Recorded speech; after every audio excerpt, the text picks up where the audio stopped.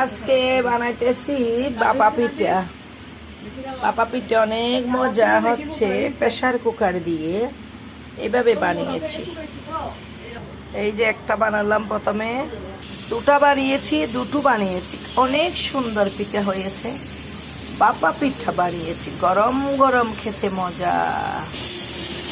বিসমিল্লাহির রহমানির রহিম। বাপা পিঠা বানাচ্ছি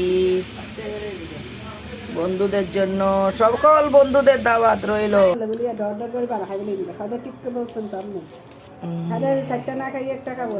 সমস্যা কি, ঠিকই তো আছে। এই যে আমরা বানিয়েছি ইউটিউবের থেকে শিখছি দি। ঠিকঠাকে দেখে ফেলবে সবাই। বড় বড় পিঠা, বাপা পিঠা, খুব মজা মজা মজা।